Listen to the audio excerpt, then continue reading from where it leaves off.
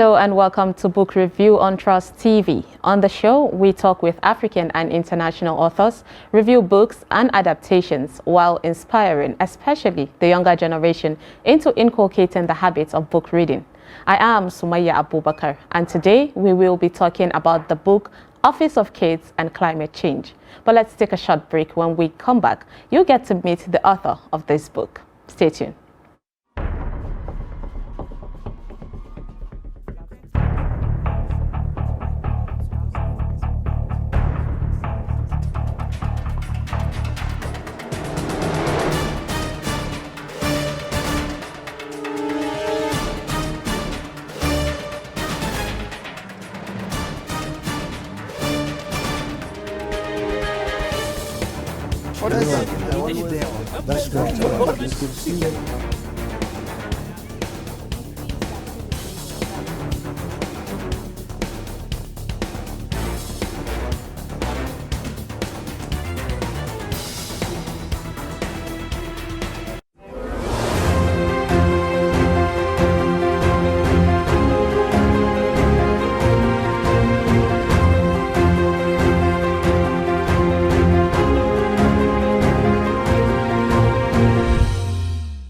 Welcome back. If you're just joining us, this is Book Review on Trust TV. Now, books are, let's face it, better than everything else. If we played cultural fantasy, boxing league, and made books go 15 rounds in the ring against the best that any other art form had to offer, then books would win pretty much every time. Our guest for today is Hawa Yusuf Kazaure. She is a writer, an illustrator, and climate change activist. She hails from Kazaure, Jigawa State. Her love for children has fueled her passion, for children books. She has multiple books ranging from climate change, global goals, and punctuations. Welcome, Hawa Yusuf Kazaure. Thank you for having me. So, what inspired you, into writing, of course, this book, Office of Kids on Climate Change, of course. Yes. What inspired this book?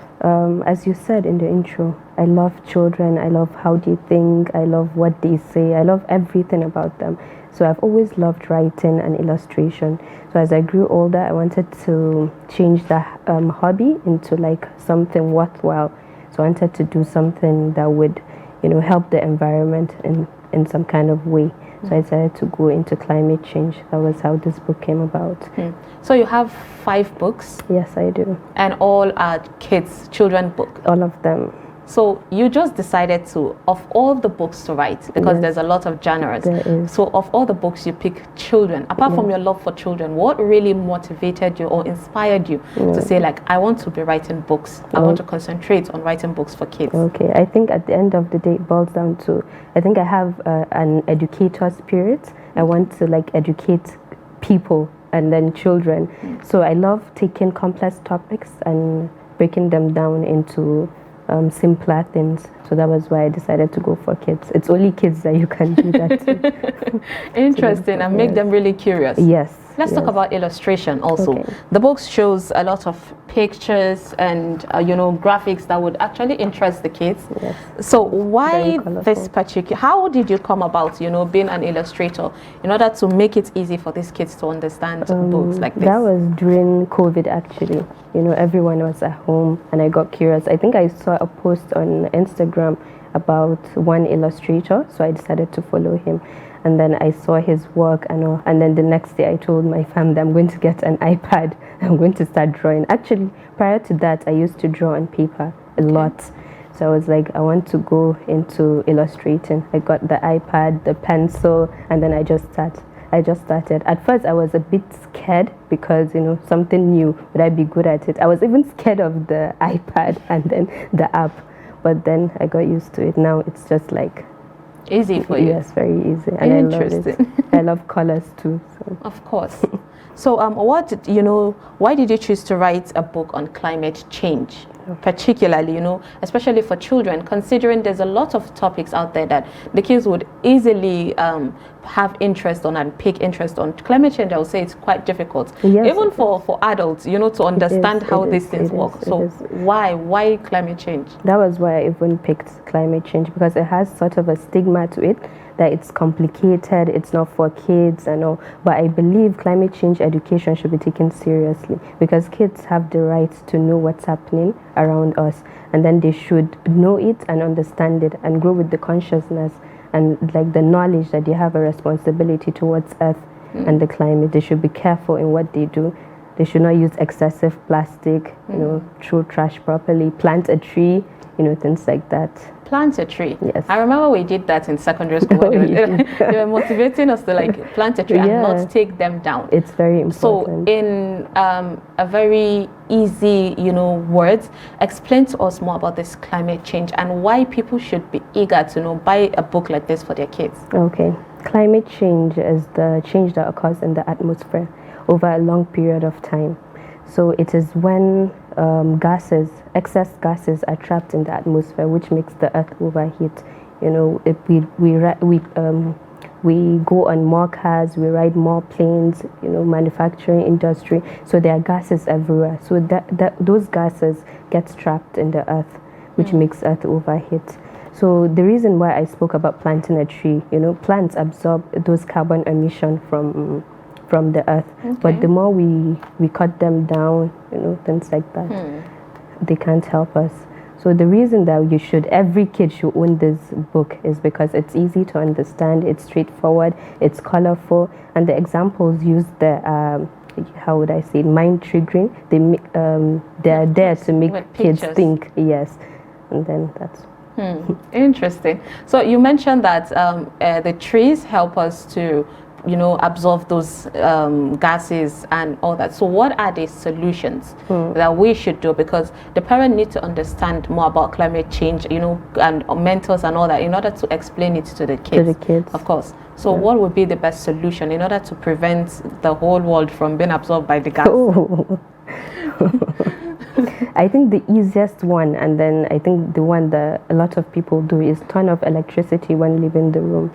When you're leaving a room, you turn off the lights. When you're not using your TV, you unplug it, things like that. Interesting. And then the trees, don't use plastic. You can't help not using plastic, especially if you're in Nigeria. But try to recycle it. A water bottle, you can use water bottle for as long as possible. You can wash it, reuse it, and then maybe just avoid it. Buy a water bottle, okay. Yes, that you could use and all. And then if you're going for shopping, you can carry your shopping bag. You don't have to get the one from the store. Easy solutions, everyday solutions like that. Wow. So if we should go with our tote bag, like yes, without, tote bag, I was then what happened to the nylons and leathers that we have out there? That is what we are trying to do. The less we use it, the less it will be produced. So the more they see that people are really willing to lend a helping hand and fight towards this cause, then people producing it would eventually, hopefully, reduce producing it. So throwing them around, it's harmful. Yes, it's harmful. And that's why we need to recycle them and make them stay out of the sun and the environment. Yes, and then producing it too. The gases caused from producing it. Oh, okay. It's very harmful. Interesting. Hawa, you picked a really interesting, book topic to write about on this book. But what differentiates this book from your previous 4 books that you've done? Okay, this one is about climate change, and the remaining ones, I have one about global goals, and then I have one about punctuations, and I have one about opposites and Hausa, and then I have one about prophets. So, and then this one, making it 5 prophets of Islam. Interesting. How come you're not even sticking to just one genre? You're just picking really interesting topics. Yes. Why? How so? As I said earlier, I love breaking down complex topics for kids. Anything that I see that maybe kids will have a hard time understanding it, I pick it and then do my research on it and then break it down for them so that they can understand more about it, hopefully. What's your relationship with kids like? Are you a teacher? I'm not. I would love to be. Actually wanted to be, but it didn't happen. So any plans of maybe having a way to relate with kids, in terms of, creating more awareness to them and books? Yes. I'm currently organizing a book reading session for kids where we'll come and then discuss with kids and then they will give me their feedback and what they think. And I even have a movement on Twitter, Office of Kids Movement. It's my Twitter page. It's like a space, safe space for kids to share and learn, and then share their ideas on how they could help the earth. I actually have videos up there of kids saying what they would do to help the climate and help with the global goals. And how progressive has that been? It's going well. It's going well. I'm always surprised about the feedbacks. You know, kids are willing. You would think that they wouldn't be interested in something like this, but most of them are very, very interested. It always surprises me, always catches me off guard. Okay, so let's say that maybe say animation or cartoon, you know, production reach out to you and say, we want to like use your stories and make them into a short movie or film or something. How would you be receptive about this? I would love that. I would love that, because right now kids are more into iPad. You would see a 1-year-old with an iPad and all. But then I would like that, but I wouldn't want the reading culture to be lost. So I don't know. We'll have to strike a balance, 50-50. yes, between those two. Interesting. Yes. Okay, so let's go more on, you know, children's loving. For example, you mentioned that you would want to be a teacher, but you haven't gotten the opportunity. Yes. So what if you were given the opportunity, say, to create more of like a forum apart from the online space, to create a place where kids could actually come to you as often as possible? Would you appreciate something like that? Excuse me, sorry. I would appreciate it very much, because I love interacting with them, and hopefully they love interacting with me too.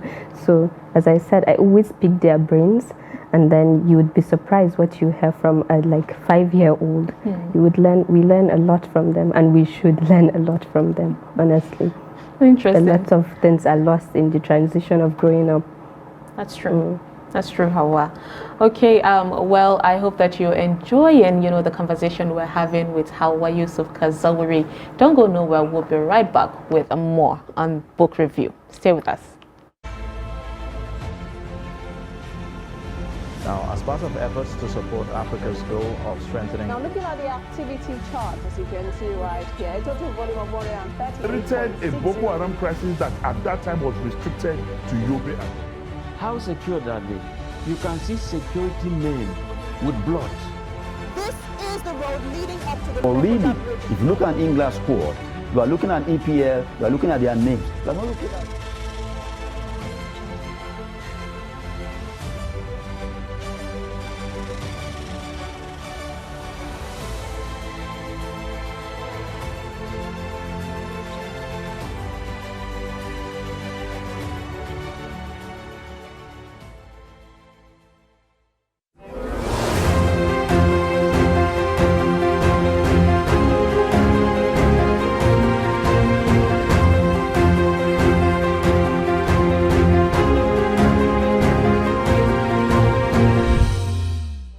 Welcome back to Book Review on Trust TV. Now, before we went on a break, we were talking with Hawa Yusuf Kazawuri, the author of Office Kids. Yeah? Office of Kids on climate change, of course. So, Hawa, tell us about your challenges, because we know that every author had faced a challenge or two when writing a book. So, what was your challenge for this My book? first challenge was actually finding a printer.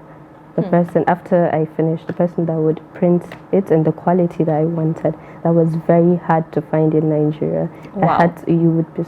It took me months just to find someone that would print for me the quality that I wanted. And then the second one was, I think, had to do with the research. I had to do a lot of research for a small book like this. You would be surprised the amount of time and research it took to do that. So that was it. You know, I was curious about the research thing, considering you mentioned that off camera that you studied accounting. Yes, I did. And then having you go into something that requires, say, geography or science could be really time taxing. It was, but at the end of the day, it was my passion. And then I really, really wanted to do that. I knew that I could do it. So you pushed for it. Yes, I pushed for it. So tell us how it all started. Okay, you mentioned that, yes, because of your love for kids, that made you to, you know, dive into writing books. But at what point in your life did you say, I want to write a book? and from the books, I want to write kids' book. Go walk us through your journey of becoming an author. Okay. Actually, I told you about getting the iPad and all. I got the iPad, but I didn't start writing right away. At first, I was even dabbling into gift cards, birthday cards and all. I would design the birthday cards and all, and then print it. I had a printer too, and then print it, package it and all. And then the next thing I did was, those frames that had names on it. I would write a name and then design it and all, and then a lot of things. And I said, let me just start writing a book. And then from that, the idea started. I felt like that was my calling, so I did it, and then it just went on like that. That was what happened. How was the progress of that one? Were you selling it at that time? The gift cards? No, I was actually giving it out. Interesting. Like my friend's son's birthday would give it. My cousins, I would give it. I think my love language is giving. So what is your thoughts on book reading? Because while you were talking, you mentioned kids these days prefer to be on their iPad and all that. But what is your idea on book reading in general? Okay, I love reading. I read 24/7. Anytime I would read. There was a time that I even hated the drawing because it wouldn't allow me to read. Yes, because I was using my hands, so I couldn't grab a book and read. So that was how. But then eventually I got used to it. But I think everybody should read. Everybody should read.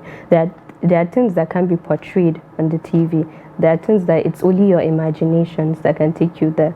So I think books take you places, and I think everyone should read. I would recommend reading to everyone. This younger generation are more on their phones, and even though they try to read, they're more of the ebooks than picking a book on the shelf. Which is bad for your eyes. Which is bad for your eyes. And there was a clip that I saw on social media where someone from the Western world was complaining that she went to a public library and there were books for 10 and 13-year-old, but then the graphics was horrible. It didn't bring the message that a 13-year-old should have, or it was for adults and all that. So what would you say to parents, about paying attention to books that their children read, considering we're trying to bring back the whole pick a book from the shelf to read? Pick a book from the shelf. I think kids, it's depending on the age, but I think kids need close monitoring. So if a kid is going to buy a book, the adults can go with it, or you could even search for recommended books on the topic that you wanted, and then you could go and buy it, because there are a lot of shady information being thrown around now. So I think it's better to be careful. That's true, to be safe. Yeah, to be safe. So how do you think teachers and parents, mentors can help into motivating this young generation, the Gen Z generation, as they call themselves, into picking a book to read? I think that should start from when they're really young. When you're buying toys for them, when you're getting the iPad for them, buy books for them, read stories for them, maybe during bedtime. We don't usually do that in Nigeria. Who reads bedtime stories? Anymore. But I think we should. That will get them. Some kids actually get excited over a new book and all. So if you nurture them that way, I think they would grow up that way.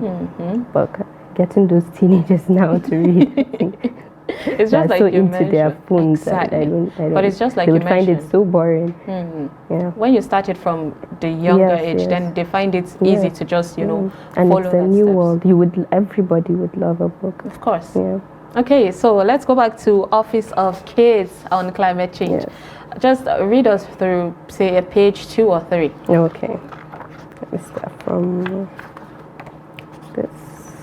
So should I start? The Earth is such a beautiful planet with its vibrant colors, stunning creatures, lovely greeneries, and depthless oceans. It is where our family, friends, and pets live. Grown-ups are trying their best to save our home, but it is still not enough. This time, our home needs us too. It is time for kids to create their office to help bring an end to climate change. Kids have big imaginations. If we set our minds to it, we can bring new ideas to help save the Earth. There are so many creative things to do and so much fun to be had. We would start by planning a No Car Week event. If it goes well, we'll do it once every month. Only bikes, scooters, and walking allowed. Electric cars that don't use petrol might be allowed too. Then we would make a giant tree planter to plant trees, dropping seeds into the soil and watering them. We would also make robots that can turn food waste to compost to help plant healthy, beautiful flowers, vegetables, and fruits instead of letting the waste rot away. We would go on to build the biggest research center in the world to find a more eco-friendly substitute for plastic and paint it half pink and half blue. Interesting. Okay, I think we can stop there. So you said, let's start from the ending part. Okay. There's a mention of research. Yes. And center to research find a center. more eco-friendly. Okay. So what does substitute for what in your head? What does that research center, means? How should it look, and what it would be the purpose of it? Okay, the research center should look something like Okay. this, since I have it here. And then the purpose is to find a more eco-friendly substitute for plastic. I think they're looking into that now. Okay. But I don't think anything tangible is out yet. Yet.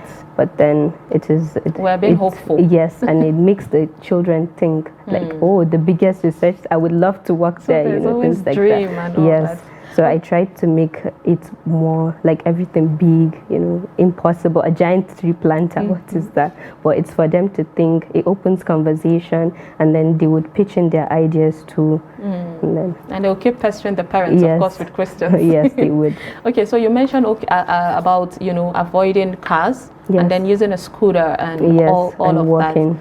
Take a stroll. So if a place is close by, a shop is close by, you don't have to get into your car. You can just scroll. Maybe take a bike.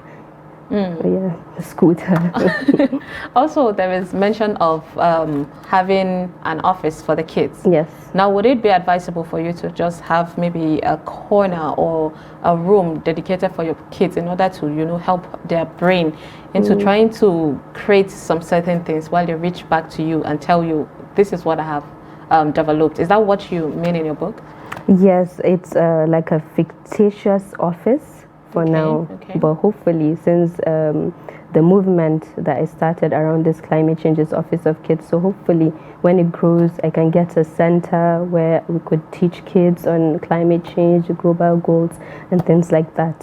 So for now, it's all in the imagination. Yes, it's all in the mind. And that is really great. So how has it been receptive, children's book? Yeah. How has it been receptive in Nigeria? In Nigeria. Yes. How has the marketing section or, source or type of, things like how you sell it, how has it been? So basically right now I just sell it on my Instagram, and I'm trying to get it on Amazon. It's a work in process, but everyone that has bought the book has loved it. Everyone. And then the kids love it. There are some that are always asking me, when is the new book coming out? When is the new book coming out? And it has really been great. I'm really, really happy about the reception and the love I've received from this book. and so far the monetary value? Yeah, it's okay. People aren't complaining. So. Okay, so you mentioned that bedtime stories parents should try and read for their kids, but as an expert on children relation and writing books for kids, is there a specific way or angle that parents could actually read to their kids, or children can pick a book and read? Is there a specific guideline on how to read children's book? No, I don't think there is. I think the first thing and the only thing is your voice should be soothing, and so that the kids will want to hear more about the story, and then you could add more drama to it, to like maybe act it out or things like that. I think there's no guideline. You can even decide to start from the middle, but there's no guideline actually. But I think your voice matters, and how you narrate it matters, and how you keep them interested. Okay. Matters, yes. So climate change. After that, what should we expect from Hawa Yusuf Kazauri next? Right now, I'm currently writing a dua book for kids. So that is what I'm focusing on right now. Interesting. Yes. Well, Hawa, thank you so much for coming on the show today. We had a great conversation with you. But lastly, quickly, could you tell us, give the viewers advice on book reading, picking a book to read, of course? Okay. I think everyone should pick a book. The people watching, please go and get a book, buy a book and read. It's really a whole world out there. You could never get it anywhere else. So please buy a book. purchase the book. Thank you so much, Thank Hawa, you for very coming much. on the show today. Thank you for having me. It is not enough to simply teach children to read. We have to give them something worth reading, something that will stretch their imaginations, something that will help them make sense of their own lives and encourage them to reach out toward people whose lives are quite, different from their own. Like Naomi Shihab Nye said, it is really hard to be lonely very long in a world of words. Now, even if you don't have friends somewhere, you will, still have language, and it will find you and wraps its little syllables around you, and suddenly there will be a story to live in. And that is all on book review today, of course, on Trust TV. I am Sumaya Abubakar. Thank you so much for watching. Until next time, do not forget to always read a book. Bye.